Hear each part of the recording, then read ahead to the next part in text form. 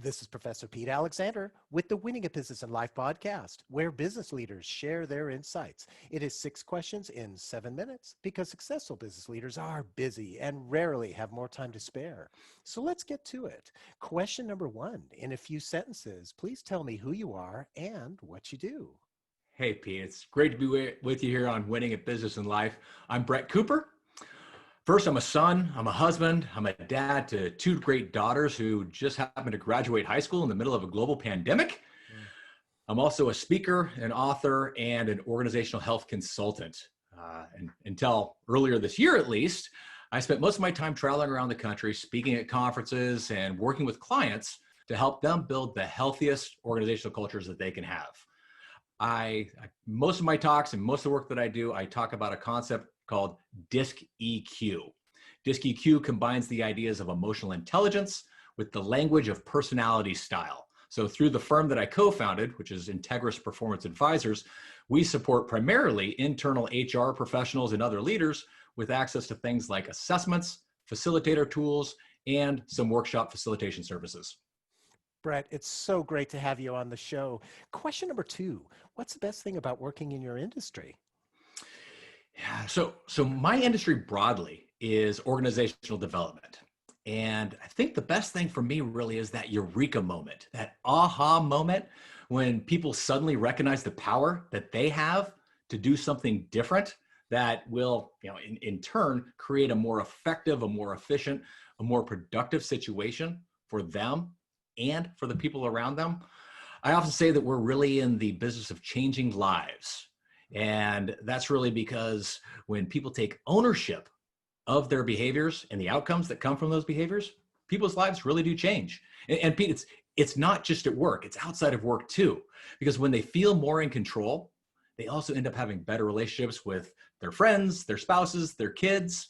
And so I find all of that to be a very appealing part of the industry that I've chosen to be in.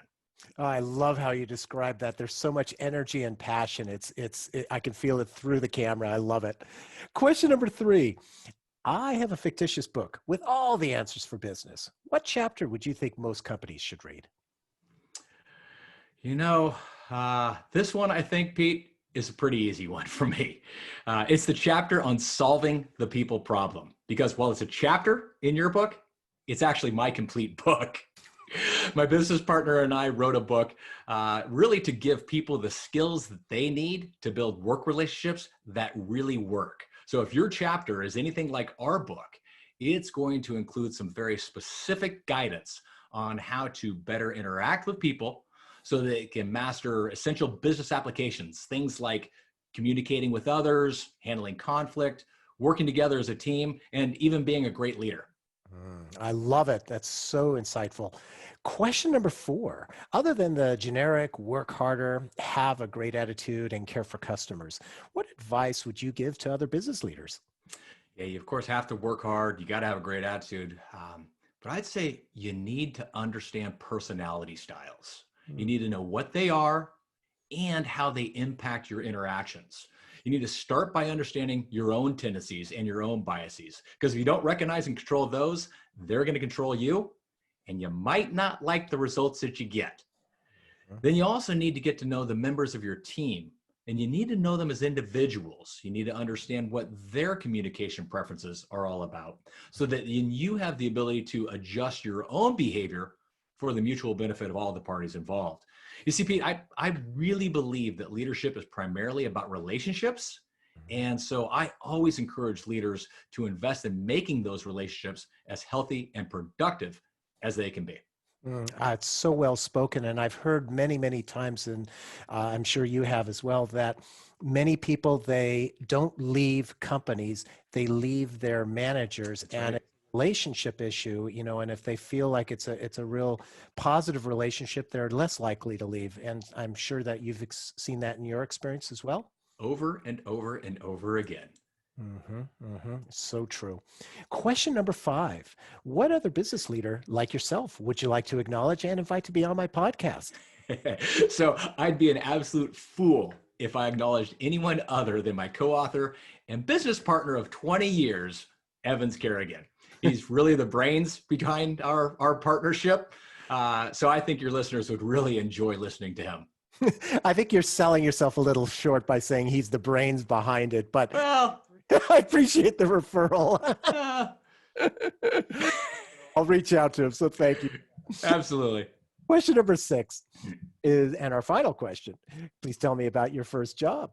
I was thinking about this, Pete, and it might sound a little cliche, but my first job was a lemonade stand. Mm. I set up a table in front of my parents' house in Huntington Beach, California. Now, thankfully for me, they lived on a corner right in front of a park. So I got a ton of foot traffic and drive-by traffic. And it was actually there that I learned my first lesson in operational efficiency. So there I am, I'm selling Crystal Light lemonade. I have my pitcher and I'm selling Crystal Light lemonade for 10 cents a cup, and I'm selling them in Dixie cups. I don't even know if they make Dixie cups anymore, but at the time I'm using Dixie cups. And I remember this one gentleman coming up and he orders 10 cups for $1. I'm thrilled, right? I'm like, this is great. So I set out 10 separate cups and I poured his lemonade, and he proceeds to drink them all down one by one, and he throws away each cup as he went, right in my trash bin. So after he left, it dawned on me that if he was going to drink them all right there anyway, I could have just given him 1 cup and refilled that same cup 9 times, saved the material costs on those other 9 Dixie cups, and thereby increasing my profits. Lesson learned. Wow, and at such a young age, I absolutely love that story. It's so great, and it's got a great visual to it too. And the cups about that is they're still around, and and they used to come with the really dumb jokes on it too, or riddles. Yep. So yeah, something from my childhood that you spurred inside of me. I'm guessing I dated myself by saying I was selling them at 10 cents a cup, but that's another podcast. That's okay. So Brett, thank you so much for being on the show. How can people find you? 2 easy ways, Pete. First, I'm on LinkedIn at Brett M. Cooper. And I can also be reached through the website of my book, Solving the People Problem, which, as you might expect, is solvingthepeopleproblem.com. Perfect. This is Professor Pete Alexander with the Winning a Business in Life podcast. Thanks for listening.